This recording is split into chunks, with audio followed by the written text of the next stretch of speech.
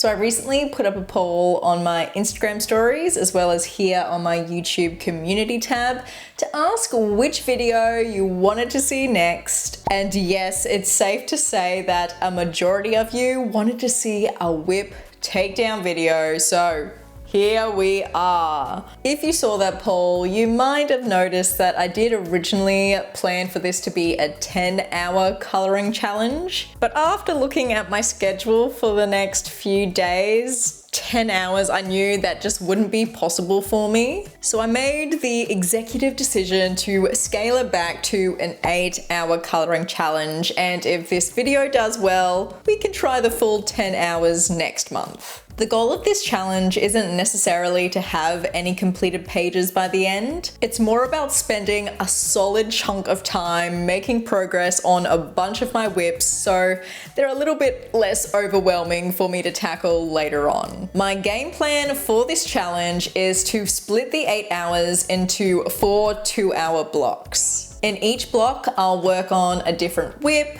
and to make things a little bit more interesting and to hold myself accountable, I'll be using a picker wheel to choose which WIP I work on in each 2-hour coloring session, just so I can't avoid the ones that I don't want to finish. Alright, before we jump into the first 2-hour coloring stint, let's quickly go over the 5 WIPs that I currently have on the go. First up is this one here from World Legends by Eriy. Next, we've got this page from Tales from the Witch's Cottage by Hannah Carlson. Then this one from Vibrant Wilds by Sarah Renee Clark. Another WIP from A Million Magical Creatures by Lulu Mayo. And finally, this WIP from A Magical Jungle by Johanna Basford. Now, I've also decided to add a 6th unofficial WIP to the picker wheel. If you saw my recent cozy coloring vlog, you'll know that I wanted to color a celebratory page for my birthday this month, and I have decided that that page is going to be this one from Fairy Tales and Folklore by Emily Lederhall Oberg. And whilst technically I haven't done any coloring on this page yet, I know if I don't start it soon, it's just not gonna happen. So I'm adding it to the picker wheel as kind of like a honorary mental WIP. Totally counts. Let's see what the picker wheel chooses for us.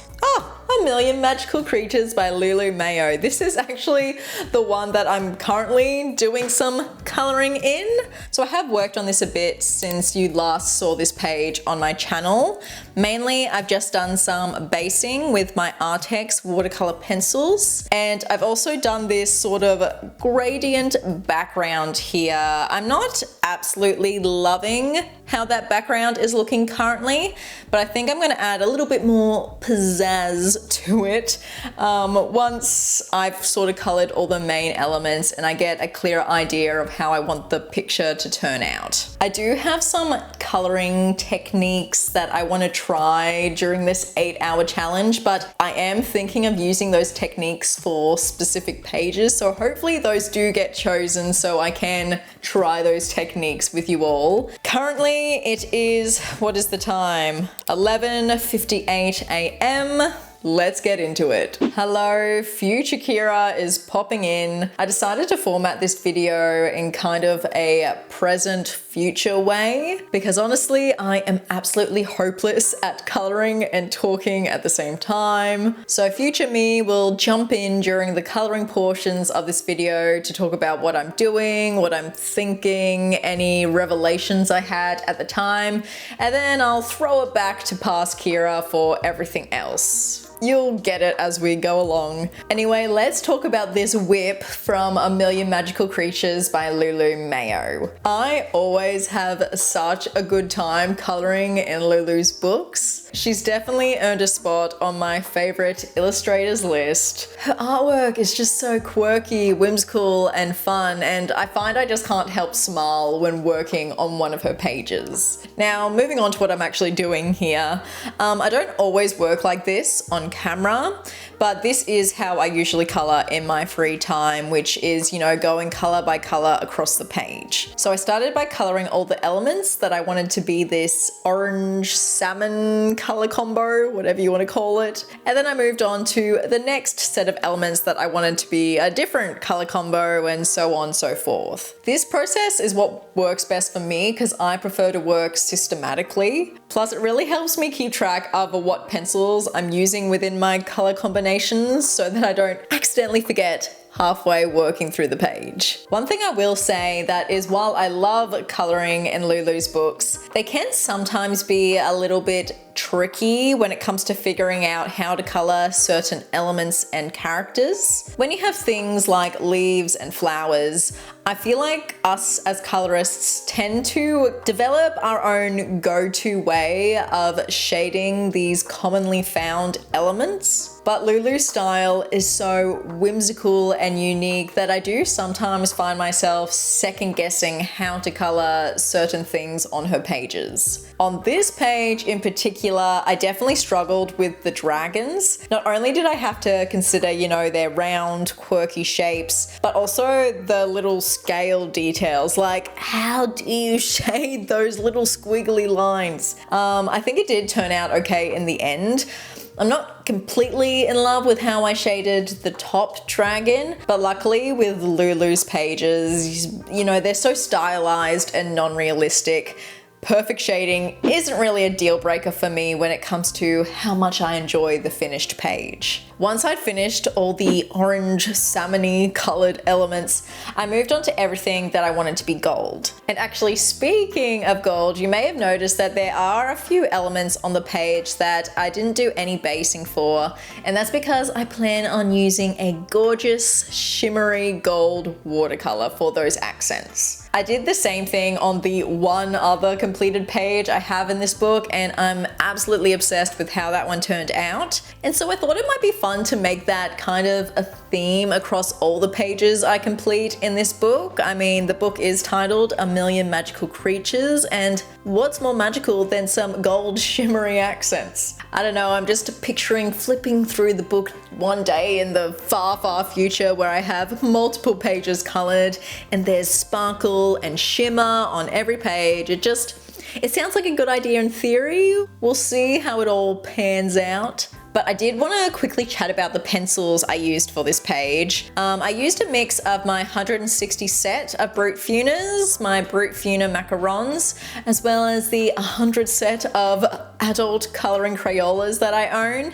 And I found that these 3 sets worked really well together and also performed pretty nicely on this paper as well. The paper in Lulu Mayo's books isn't known for being the most top-notch quality, but I've always found that taking a layering approach and using slightly harder core pencils tends to work best for me. I know some other people feel the opposite, but that's what my personal preference is. I also talked about previously how I struggled to get vibrancy with the Crayola pencils since they're not the most pigmented. And I found that by doing this watercolor pencil base with my Artex watercolor pencils and then layering the Crayolas with other brands, I was able to circumvent that issue pretty well. But once I finished up all the gold elements, I checked the time. It was 1:26 p.m. so I knew I had time to squeeze in a little bit more coloring before my first 2-hour block was complete. So I decided to tackle the blue elements next, and I wanted to share with you a tiny revelation I've had recently. Normally I'll go in at the end of my shading process and deepen the shadows further with either a brown or grey depending on the tone of the color combo that I'm using. But lately, for blue combos specifically, I've really loved using a dark purple to add depth and contrast. I find that it gives the shading a bit more vibrancy and interest, and yeah, I just think it looks really cool. Anyway, after finishing all the blue elements, I had enough time to shade in a few of the centers of the flowers, and with that, my first 2-hour coloring block was done.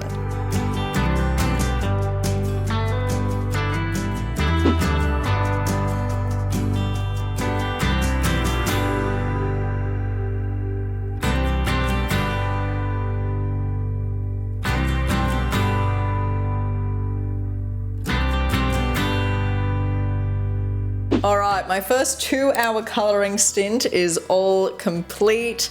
I'm also not being super pedantic about doing 2 hours on the dot. We're just roughly doing 2-hour coloring sessions. But yeah, I feel like it's shaping up pretty well so far. With having a little bit more of the page colored now, I think for the background, I'm just gonna need to go crazy with some acrylic marker dots, or maybe even doing a bit of a dappled effect with my Derwent ink tents. I think that's what's gonna take the page to the next level. All right, I need a bathroom break and a food break, and I'll be back with you shortly for the next 2 hours of coloring.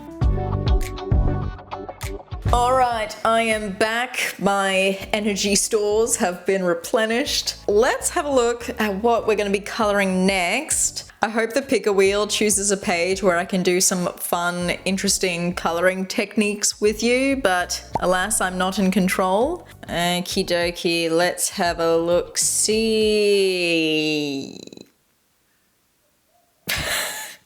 No! This is probably the most boring WIP I have on the go currently. I don't have any new techniques in mind to try for this page because it is a very repetitive pattern and I kind of already know, what I'm going to do for the rest of the page, but the picker wheel has spoken, and it probably is good that this got chosen because I think otherwise I would keep putting it off. Luckily, I did write down my color combos on this little post-it note. I don't think I've ever done that before, but I've also never had this many WIPs before, so I'm glad I wrote down my color pencil combinations. I think I'll color one of the yellow orangey segments with you in this next 2-hour coloring session. I do not know my color combos for that yet though, so let's get out my Prismacolors and have a look. I do have a little bit less color variation to work with for this segment than the blue-yellow segment I did previously.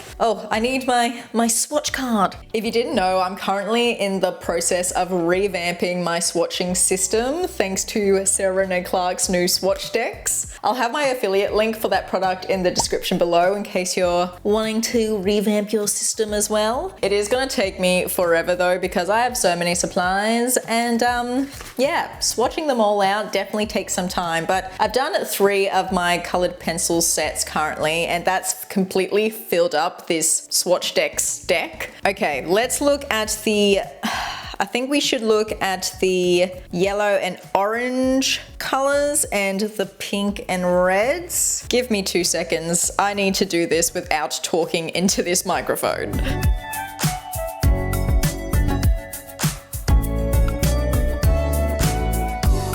All right, I think I've got my final selection here. Is 5 pencils going to be enough? I don't know, we can add more as we're going along. I suppose we just get into it. The time is currently 2:53 p.m.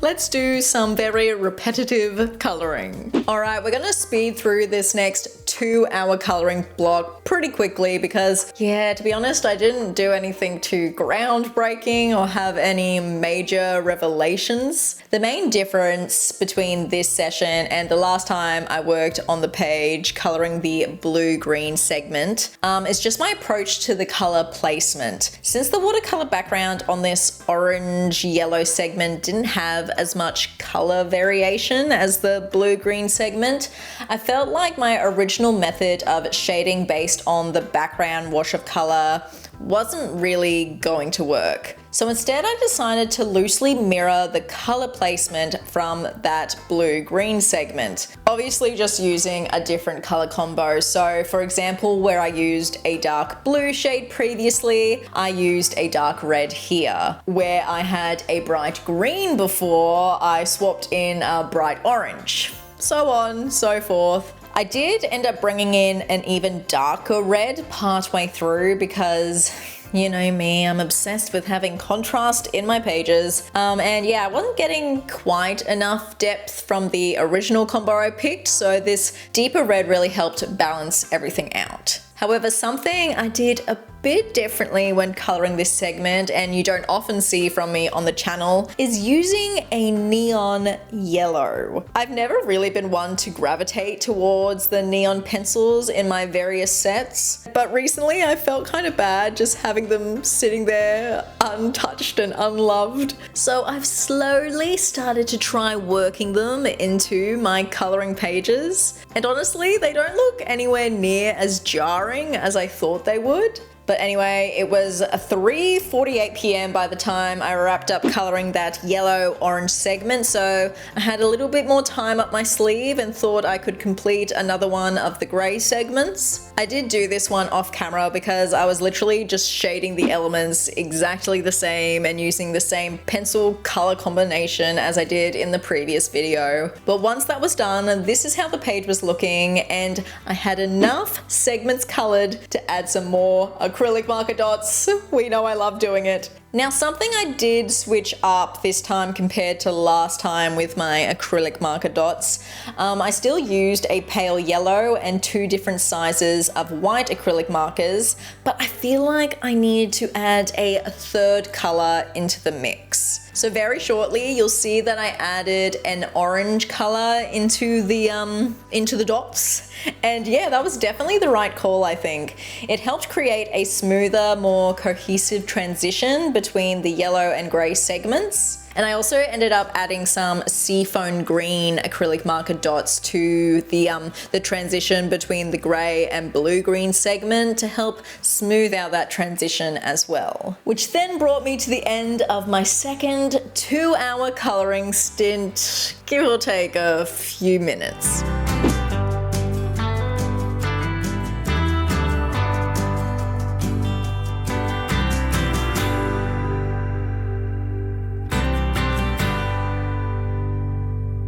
Alrighty, another 2 hours done and dusted. I will say that wasn't the most riveting 2 hours of coloring.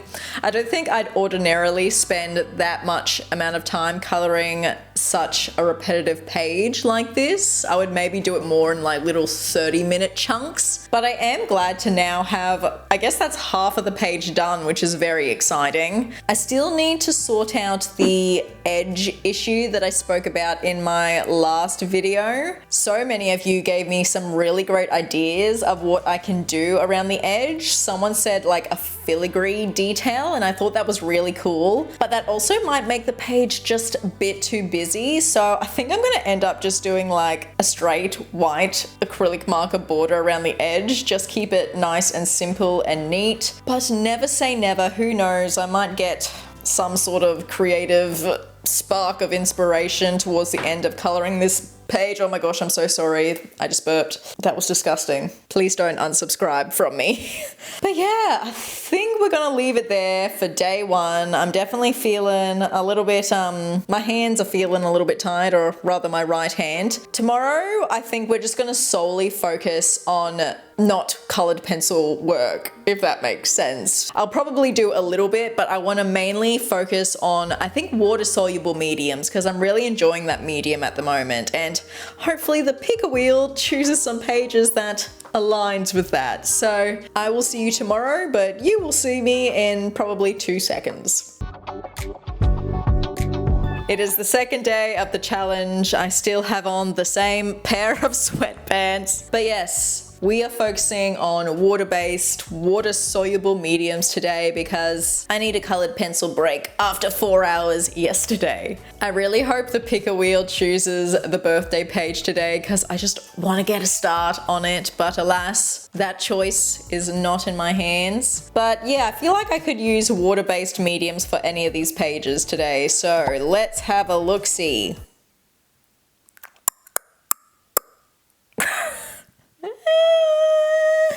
Of course, we're gonna be working on World Legends by Eriy, the 4th video where I've worked on that page. I hope you aren't getting too sick of seeing me work on that one. I've definitely gone through ups and I really need to get some sort of heavy duty, what are they called? Bookends. Because that happens to me too many times a day. I've tried so many different techniques on this page and some have been successful, some not as successful. And today we're gonna try another new technique that I've never done before because I really wanna try and use my Derwent Inktense to color some of the elements on the page. I've never done that before. I've only used my Derwent Inktense for backgrounds and for basing the elements in my pages, but today I wanted to do the majority of the coloring work. Here are my Inktense in my new pencil case. I did transfer them to this one. Look at how beautiful they're sitting here, all in their little individual slots. This pencil case has definitely convinced me that I just need to buy single slot pencil cases from now on because I just prefer it so much more. It's so much more aesthetically pleasing. But yeah, I think I want to use the Derwent Inktense to color like the big elements of this page, like the rock in the background, and if we get time, maybe some of the rocks in the foreground and the ground at the bottom.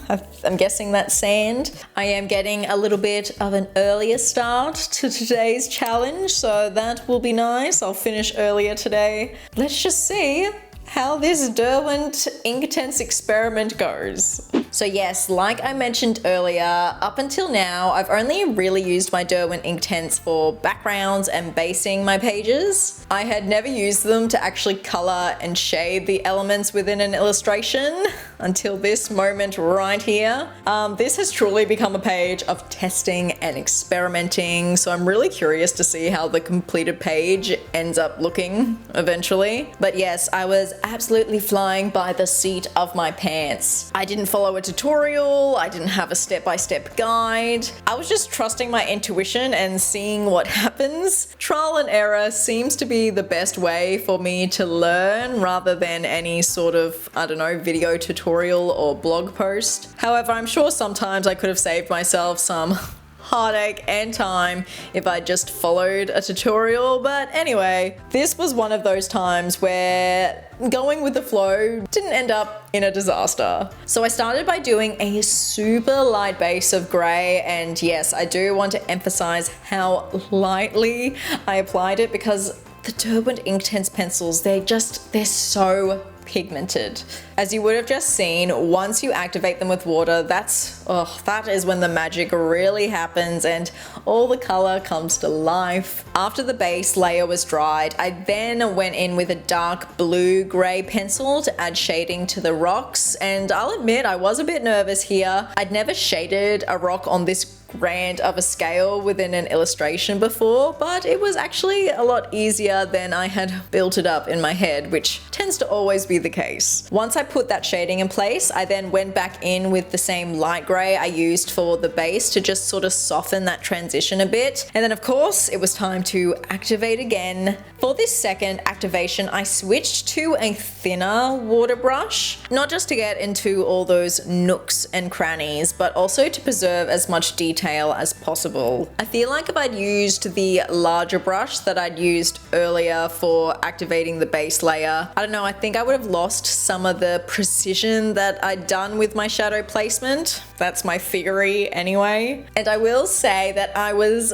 slightly worried about how the watercolor effect from the Derwent Inktense would end up looking on the page. But in the end, I think it actually complemented the illustration quite well. There were a few areas here and there that turned out a bit more streaky and textured than I would have liked. But overall, the watercolor effect actually worked well within the underwater setting of the page. Right here, you can see me trying to smooth out some of those more textured sections by going over them with another light layer of grey. It helped a little, but didn't make a huge difference. I think if I really wanted to even and smooth everything out, I'd just have to go over the top with my standard colored pencils. But at the same time, part of me kind of likes that rough, rugged texture on the rocks. It gives them a little bit more character. That's something I think I'll just have to decide later on once the rest of the elements on the page are done. Maybe the texture will feel more balanced once everything else is in place. So it was 11:52 a.m. by the time I finished coloring all of the background rock. And with a little time left, I quickly moved on to the sand and foreground rocks. For the sand, I went with a warm toned brown to tie in the golden tones I'd used to color the pole and posters previously. And then for the foreground rocks, I went with a kind of like olivey brown sort of color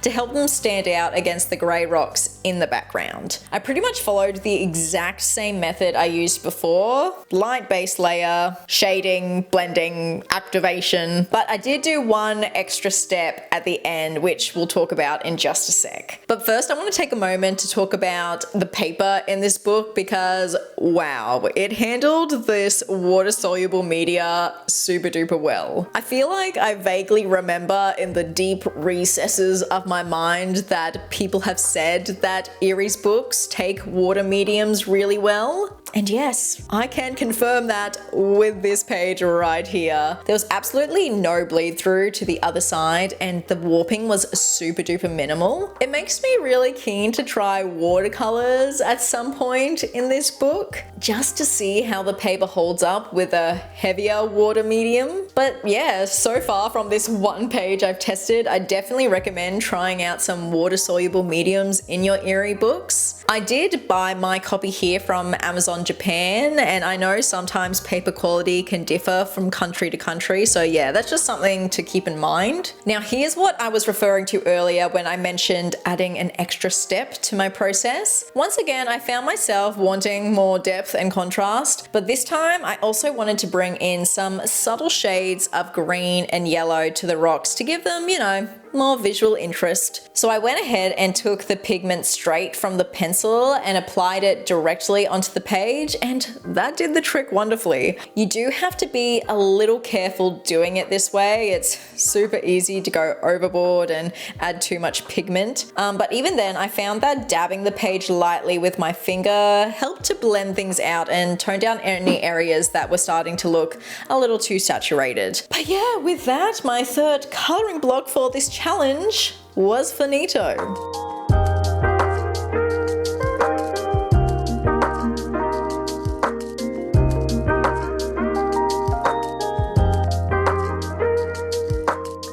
Wow, that was such an enjoyable coloring experience. I did not expect to have that much success with the Derwent Inktense for my first go at coloring and shading elements with them. It definitely made the coloring process a lot faster. I don't think I would have been able to color this much in 2 hours if I'd just used standard colored pencils. That coloring session definitely reinvigorated my motivation to finish this page. However, it is looking a little bit it's like a little bit plain at the moment. I think when I color the rest of the elements on the page, I'm going to have to choose quite a vibrant color palette just to sort of offset the browns and grays that I've just done. But Derwent Inktense worked so well in this book. This is making me think maybe this should become my Derwent Inktense coloring book where I color a majority of the pages with my Derwent Inktense. But anyway, it is now time for a lunch break because I'm getting hungry, and yeah, then we'll be back for our last 2-hour coloring stint. All right, everyone, 2 hours left in the challenge. Let's do it. Come on, pick a wheel. Give me my birthday coloring page.